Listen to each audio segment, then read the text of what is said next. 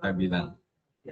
Nah, yang dikuatkan itu adalah daya dari frekuensi radio. Kita ketahui bahwasannya frekuensi radio itu merupakan kendaraan bagi frekuensi ataupun sinyal informasi yang mau dikirim. Jadi sinyal informasi itu bisa berupa suara, bisa berupa gambar, bisa juga berupa suara dan gambar, bisa juga berupa paket data dan sebagainya. Bisa ini ya, paham ya? Kenapa dikuatkan? Karena ini akan agar sampai ke penerima. Penerima ini kan banyak, ada yang dekat, ada yang jauh jaraknya. Oleh sebab itulah daya yang tadi diperkuat supaya sampai pada tujuan. Kalau tidak diperkuat, berarti nanti tidak sampai tujuan, frekuensinya sudah hilang dalam perjalanan. Kita tahu udara ini merupakan isolator. Ya, udara ini isolator. Nah, oleh sebab itu banyak hambatan. Nah, itu dia. Ya, khususnya kalau nanti musim hujan ataupun situasi yang tidak kondusif. Saya lanjut. Ini nanti capaian pembelajaran yang harus kalian bisa, ya. Nah, ya. Oke, kamu mampu menerapkan rangkaian penguat kelas A, kelas B, dan C. Jadi nanti kamu harus bisa menjelaskan, membedakan, ya, mana ciri-ciri penguat kelas A, kelas B, dan kelas C. Oke. Kemudian mampu menjelaskan prinsip penguat daya RF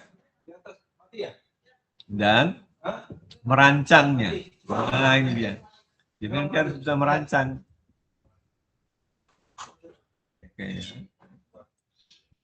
Oke, saya lanjutkan ya. Teori singkatnya ini dia.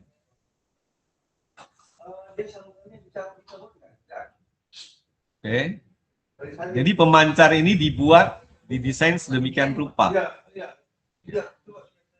agar bisa menyalurkan sinyal informasi. Setelah tadi dikuatkan, maka nanti akan dikirim melalui antena.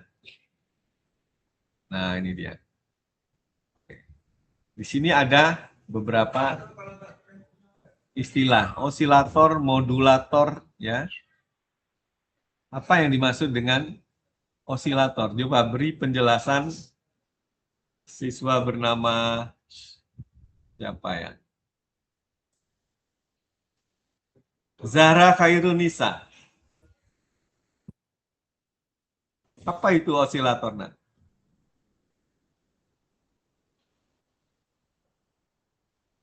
Zahra Khairunisa.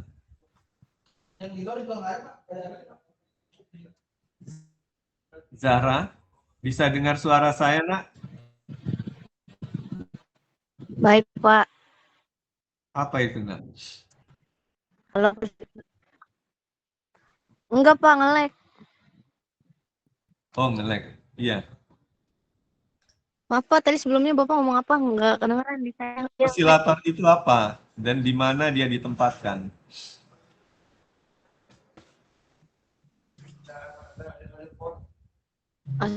Osilator itu menurut saya adalah rangkaian elektronika yang berfungsi untuk memberikan sinyal AC atau arus bolak-balik secara terus-menerus. Sinyalnya biasanya ada 3 bentuk, gelombang sinus, gelombang kotak, sama gelombang segitiga, Pak. Jadi bukan memberikan sinyal, tapi membangkitkan sinyal. Ya. Oke. Jadi membangkitkan sinyal ya. Nah, sinyal tadi dibangkitkan.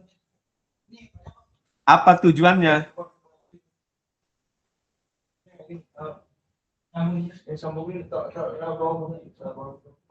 Tujuannya adalah untuk Tachio, jawab. Ya, Pak. Sacio, jawab. Pertanyaan saya tadi jawab. Apa tadi nggak kedengeran? Untuk menggambarkan gelombangnya bukan, Pak?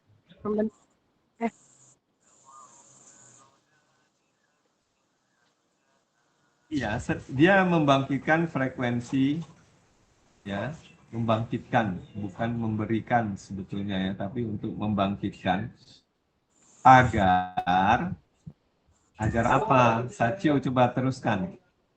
Apa fungsi osilator gitu aja lah. Fungsinya untuk memberikan frekuensi carrier agar bisa dimodulasi, Pak. Jadi itu seperti kayak wadah, Pak. Kayak seperti apa? Seperti wadah. Seperti Pembawa. wadah. Iya. Lebih tepatnya bukan wadah, tapi sebagai media. Yes. Dia sebagai kendaraan. Kendaraannya siapa? Kendaraannya sinyal informasi yang akan dikirim. Itu dia ya. Jadi frekuensi yang dihasilkan oleh modulator, maksud saya oleh osilator, frekuensi yang dihasilkan atau yang dibangkitkan oleh osilator jauh lebih tinggi dari frekuensi informasinya. Nah, ya, jauh lebih tinggi. Bisa saja menggunakan nanti dalam orde gigahertz. Nah, dalam orde megahertz ya.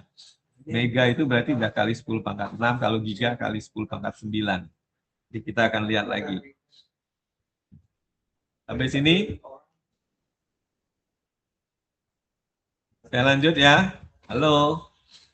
Iya, Pak. Saya lanjut. Iya, Pak. Ya, lanjut, Pak. Oke, yang kira-kira nggak paham atau apa, tanya nanti. Jangan diam baik. Ini kok hilang. Ini udah tadi. Selanjutnya. Nah, ini dia ya. Jadi,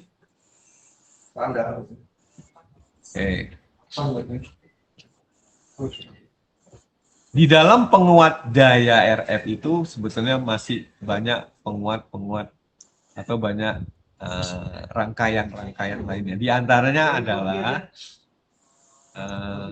penguat akhir, ya, atau final amplifier. Nah, itu dia. Biasanya penguat-penguat ini nanti tidak sekaligus dihasilkan, tapi biasanya juga bisa bertingkat. Penguat 1, 2, 3, dan seterusnya. Jadi dibuat bertingkat.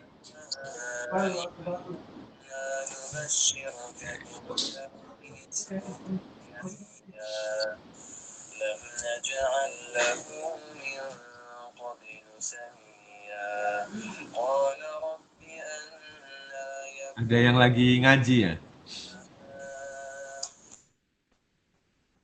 Oke. Saya lanjutkan ya.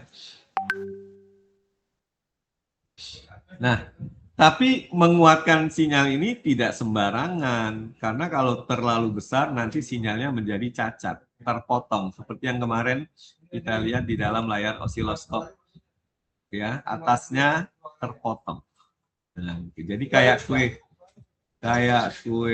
tumpeng dipotong, dipangkas atasnya, seperti itu.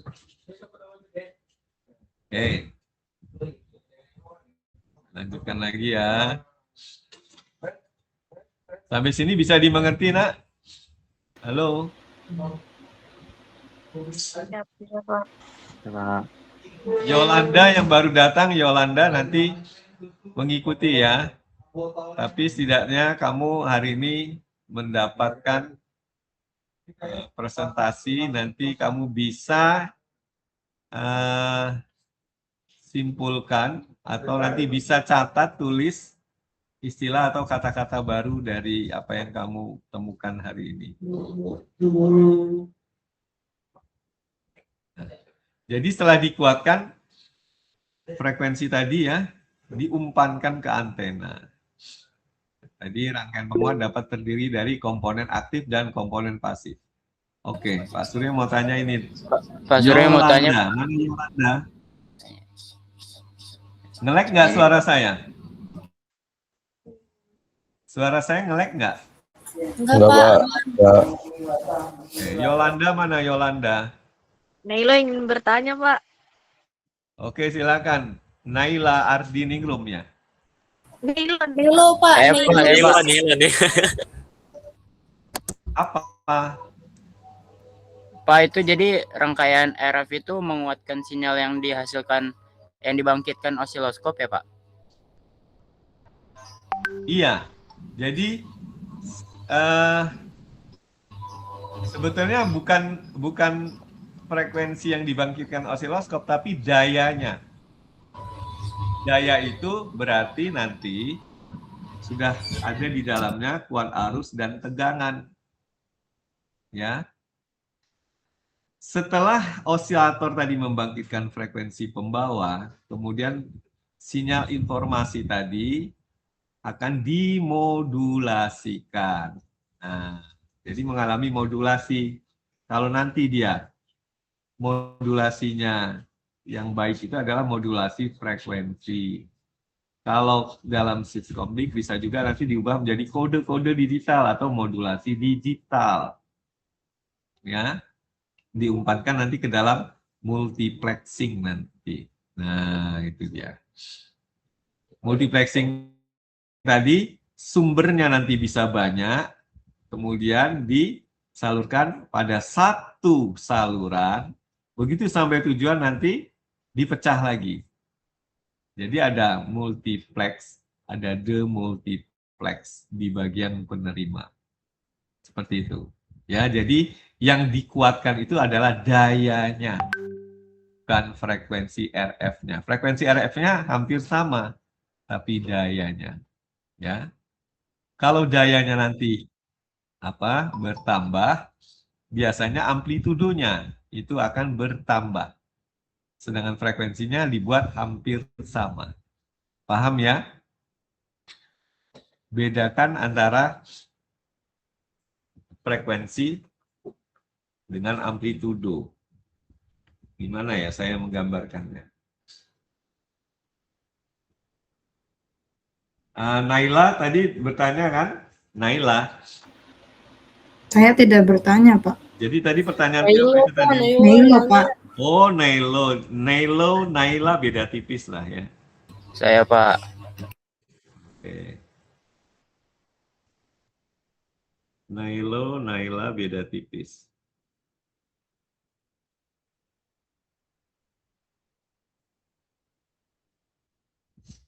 Oke, ini saya gambarkan ini. Coba, ini bisa lihat nggak? Halo? Lihat apa, Pak? Hah?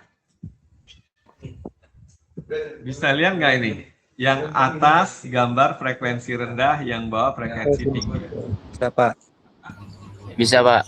Nah, itu dia. Itu kalau frekuensinya bertambah seperti itu. Tapi kalau daya dipengaruhi nanti oleh amplitudonya, seperti ini.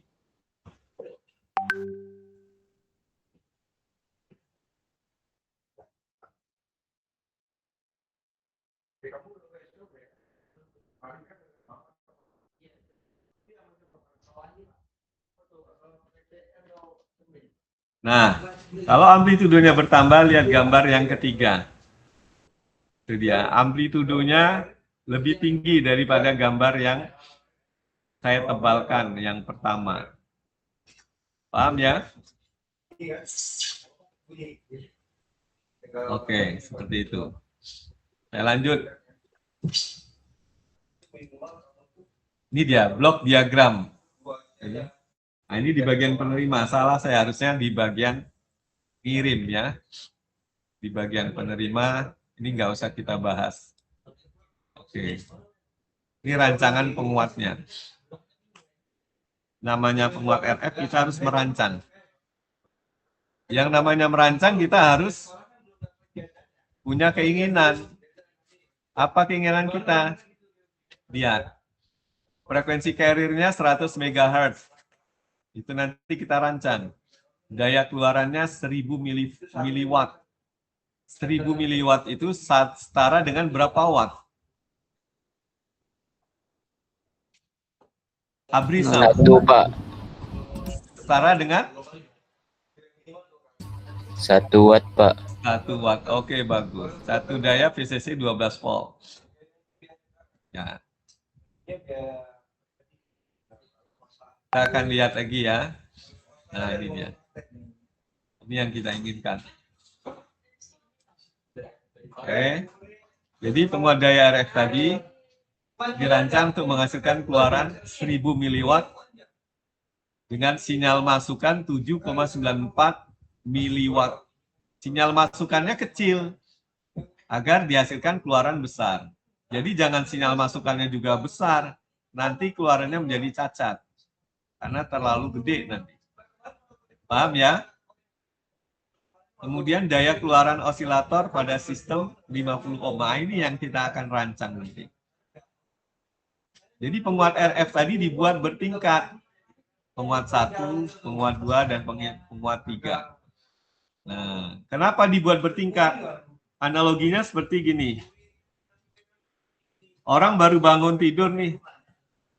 Nggak mungkin dia langsung bisa bangkit dan berlari.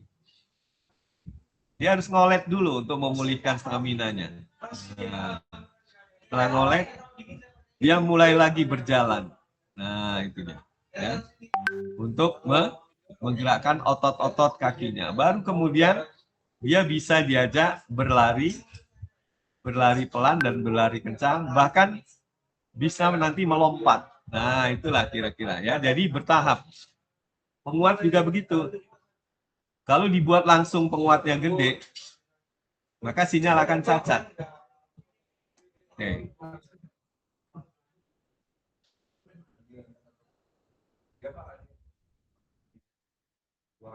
Saya akan lanjut. Ini kemarin PPT-nya udah pernah saya kasih ya. Halo, Nak. Halo. Iya Pak, sudah. Dibaca nggak? Nggak, hanya angin lalu saja. Bagus kalau begitu ya. Nggak baca saja sudah mengerti, apalagi kalau dibaca. Ya. Perhatikan ini, input masukan penguat kelas A, kemudian penguat kedua, kemudian ada jaringan penyesuai impedansi, penguat kelas 3, jaringan impedansi, dan ini beban 50 ohm. Ya. Beban 50 ohm ini yang akan diteruskan ke antena. Nah, dan ini harus matching dengan impedansi pada antenanya. Ada pertanyaan nggak sampai sini? Tidak ada, saya lanjutkan.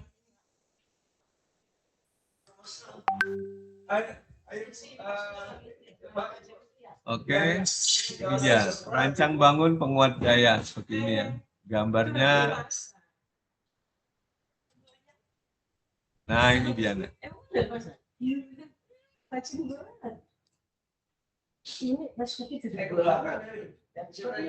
Itu dia penguat 1, penguat 2, penguat 3. Sinyal masukan itu selalu diumpankan pada kaki basis dari tiap-tiap transistor. Nah, itu dia ya. Dibuat. Oke. Di sini ada yang menggunakan kapasitor, resistor, kemudian induktor. Kapasitor, resistor, dan induktor disebut dengan komponen apa? Baruna. Komponen apa disebut? Baruna. Halo Pak. Kapasitor, resistor, dan induktor disebut komponen apa? Tes. Pak, suara saya ada nggak? Halo? Bisa Pasif dengar Pak, nggak pasif suara Pak, saya? pasif Pak. Hah? Pasif. Komponen pasif, oke. Sedangkan transistor, komponen apa? Aktif Pak. Oke. Saya nge-lag Pak, maaf. Bisa jelaskan komponen aktif itu apa?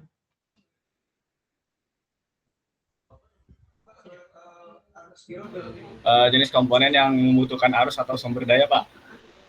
Jenis komponen yang membutuhkan Arus atau sumber daya. Oke, betul.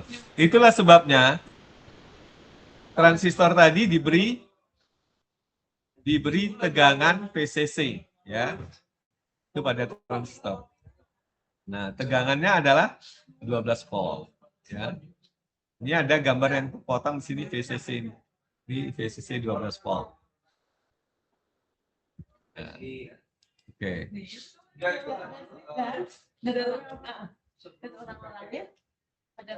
Oke, semakin besar tegangan yang diumpankan pada transistor, maka grafik keluaran dayanya juga makin besar. Jadi hampir linear. Tapi hanya sampai batas tertentu. Bukan tidak terbatas ya.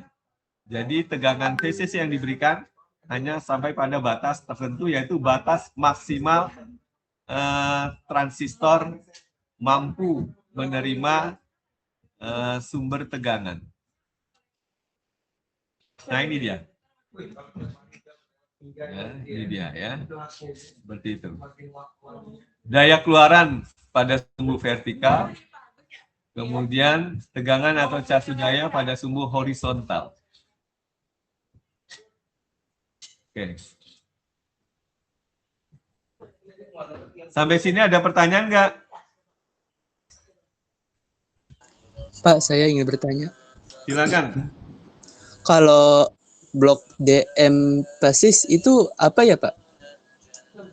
Blok DN Basis. kayak apa? Coba gambarkan.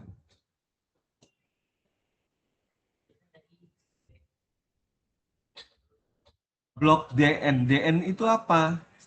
Coba lebih spesifik.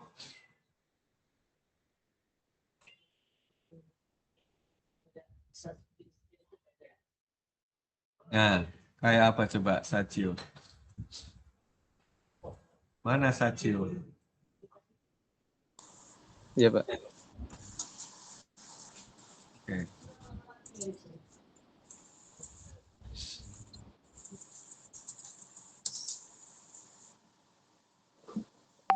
Kalau dari saya itu rangkaian filter yang low pass filter, Pak.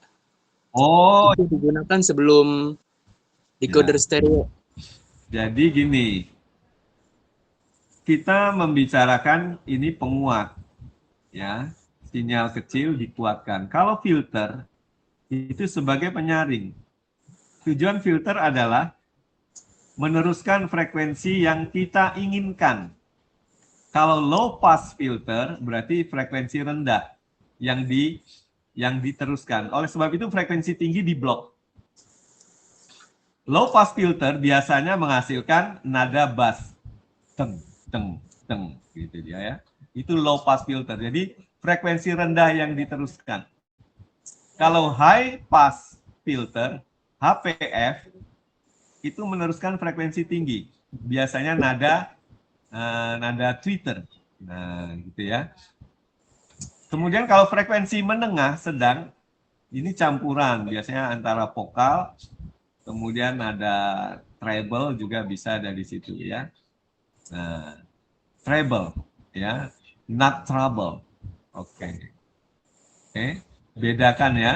Jadi itu frekuensi menengah atau frekuensi di antara low dan high.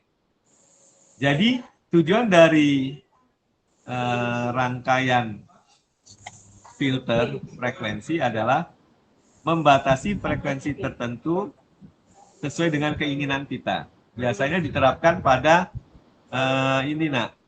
equalizer ya, pada equalizer seperti itu. Paham Sacio? Paham, Pak. Cukup jelas. Oke. Ya, ada lagi? Saya teruskan kalau tidak ada.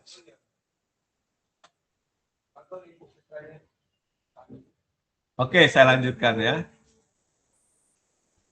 Ini grafik satu daya adalah grafik yang dihasilkan biasanya umumnya oleh penguat pada transistor.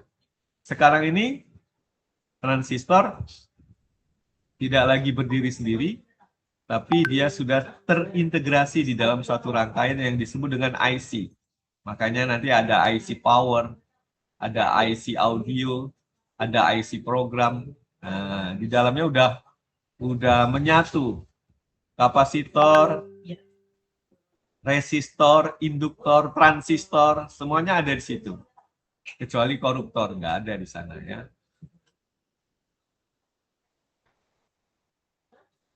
Nah, ini penjelasannya.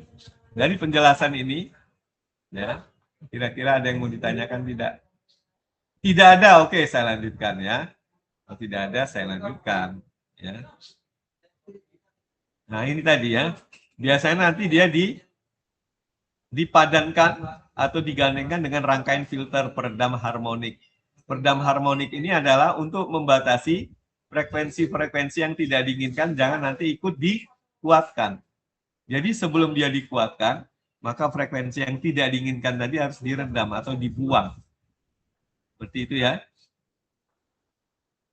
Halo. Hai. Hai.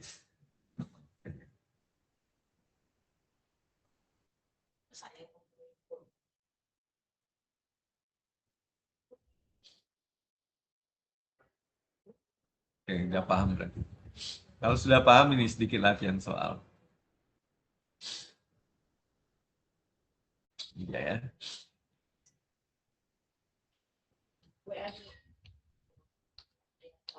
Ini gambarnya, nah. Bisa lihat gambarnya? Bisa, Pak. Nah, saya lihat gambarnya ya. Ini ada R1, R2, R3, R4. Ya. Sebetulnya hanya sampai R3 saja. R4 belum diciptakan. R3 apa? R3? Tahu R3, nak? R3 itu Suzuki, nak ya. Oke. Tadi R3 apa, Pak? Hah? Tadi R3 apa? Suzuki, ya. R3 itu Suzuki. Hahaha. Oke, ya tuh ketawa dia ya. Oke, ada yang menangis sedih, lirih. Saya nggak dengar suaranya si Naswa Salsabila mana? Hadir Bapak, saya dari tadi nyaut tahu. Oh iya, Naswa paham dengan apa yang saya bicarakan, yang saya jelaskan? Iya Pak, Nah, di sini ada simbol beta, coba dilihat di soal. Ada simbol beta sama dengan 100. Apa maksudnya dengan beta itu?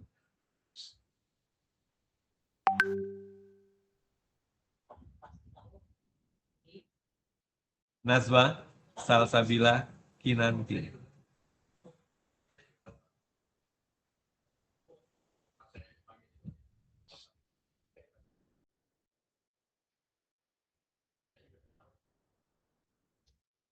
Oke, kalian berpikir dulu. Ya, ini ada latihan soal, coba kalian pahami dulu.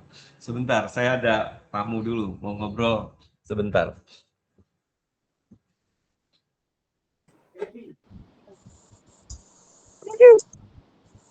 A, jawabannya A. Wati. Bukan kok.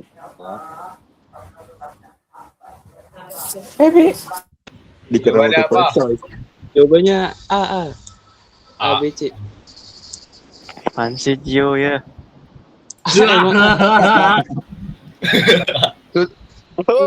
Suzuki.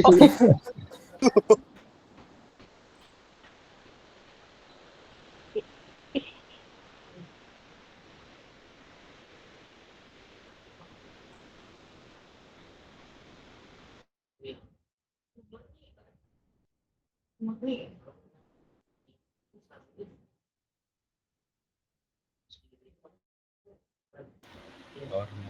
motor.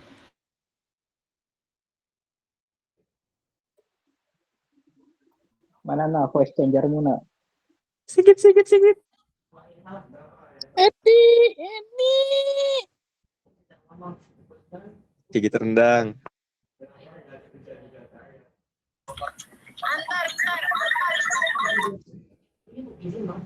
Najwa itu jawab Najwa. Bredet Najwa, tuh, jawab bredet. Najwa. Apa rel? Request rel.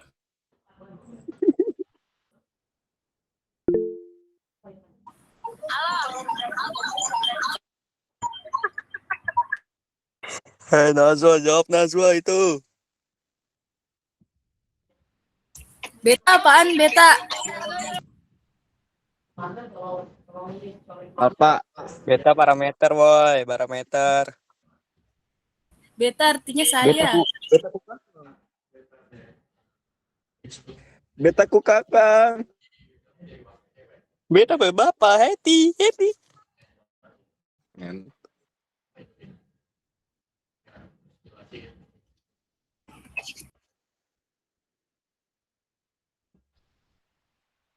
Login woi.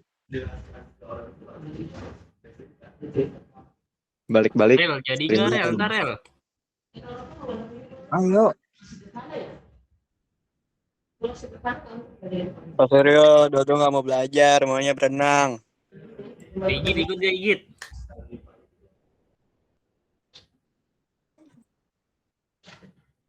Gigit bisirining gigit.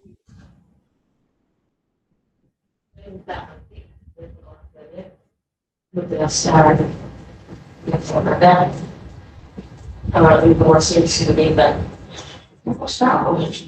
Ini sesuatu terjadi nanti. Ini nggak record kok. Bersiap-siap. 1,8 volt ya.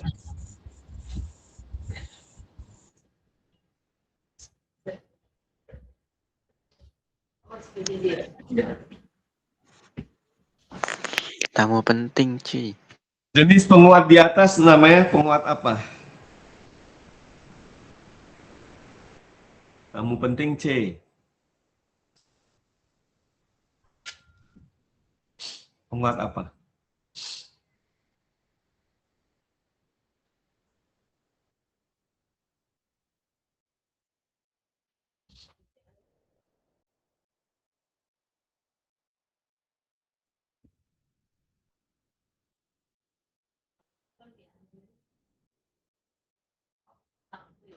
Apa?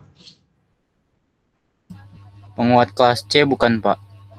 Penguat kelas C. Nah, kalau begini, tunggal dia ya.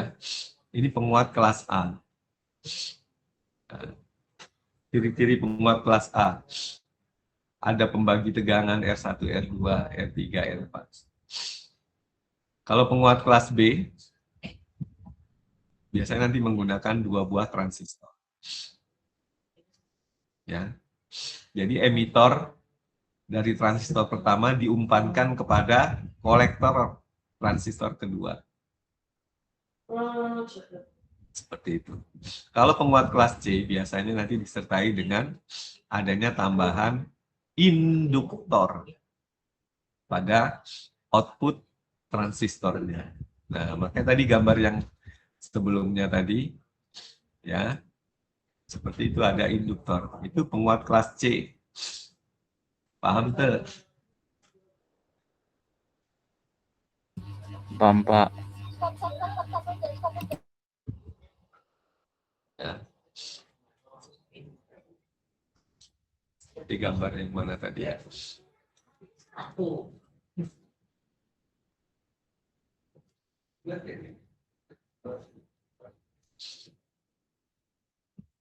Gambar sebelumnya tadi, slide sebelumnya. Aduh, nge-lag Diana. Sorry banget.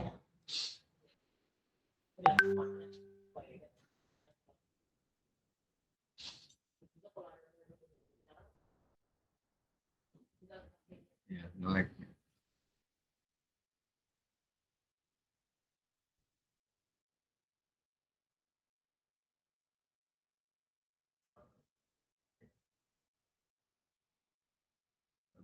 Nge-lag.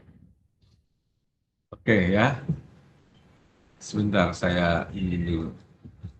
Begini, angkatan berapa? Saya 158, Pak Andres 99, Bapak Ibu. Belum saya. Jauh dari 1 berat 40. Pak Andre, Pak Hari setelah saya sekarang Pak tambah mau nanti. Saya ya. Nah ini dia.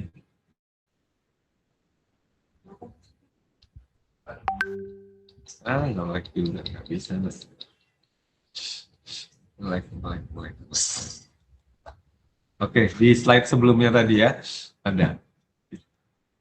Saya lanjutkan. Bisa saya lanjutkan? So, ini penguat kelas A. Ciri-ciri penguat kelas A. Ya. Dan kenapa alasannya menggunakan penguat kelas A? Ada untungnya, ada kelemahannya juga. Nah, penguat kelas A ini memiliki linearitas yang tinggi. Artinya, sinyal output yang dihasilkan mirip dengan sinyal asli atau sinyal inputnya. Seperti itu. Ya, karena dia mirip, maka penguat awalnya di sini menggunakan kelas A. Tapi ada kekurangannya. Tadi kelebihannya. Kekurangannya adalah penguat kelas A ini memiliki efisiensi yang sangat rendah. Paling hanya sekitar 50%. 40-50%. Gitu. Ya.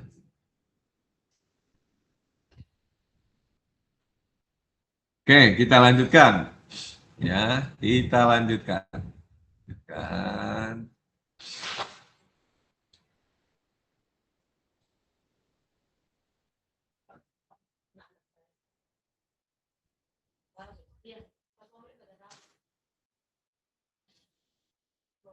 Tadi sudah.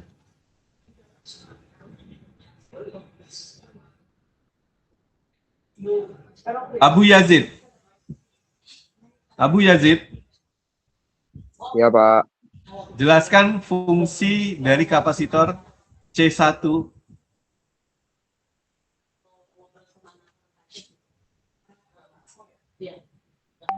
Maaf, Pak. Ulangi, Pak. Saya nge-lag parah juga, Pak. Oke. Kamu lihat gambarnya yang slide yang saya berikan. Apa fungsi dari kapasitor C1?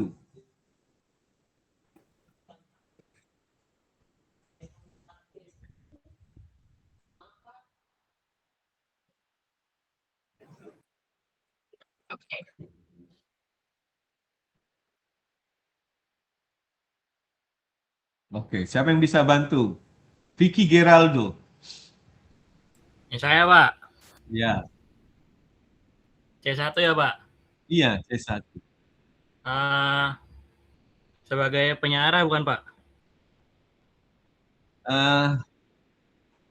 Kalau dia sebagai penyiar, maka sinyal input yang diberikan tadi searah. Sinyal searah bisa dikuatkan oleh transistor. Jadi transistor itu harus menerima sinyal bolak-balik. Sebagai pembatas bukan, Pak? Pembatas apa? Harus DC. Bukan. Yang tepat adalah sebagai pembatas frekuensi. Nah, jadi sinyal input yang diberikan, yang diumpankan itu harus pada frekuensi yang rendah agar sinyal outputnya nanti tidak cacat.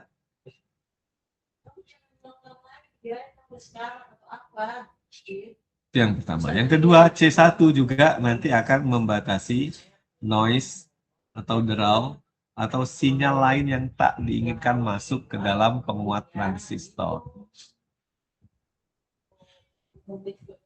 Paham tuh? Halo. Paham, Pak, paham. Muhammad Fatan? Ya, saya Pak. Ya, coba kamu amati gambar itu. Ada yang kamu mau tanyakan nggak ke saya? Sebelum saya nanti bertanya.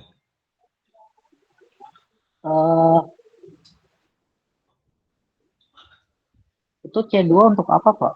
Oke, bagus. C2, setelah tadi C1 membatasi dan menahan sinyal yang tak diinginkan masuk, C2 itu adalah untuk meneruskan sinyal output dengan frekuensi tertentu yang sudah terpilih. Bila masih ada draw atau noise, maka akan di-ground-kan melalui kapasitor C3. Nah, jadi C2 yang dihasilkan tadi adalah output yang sudah dikuatkan dengan kualitas suara yang jernih.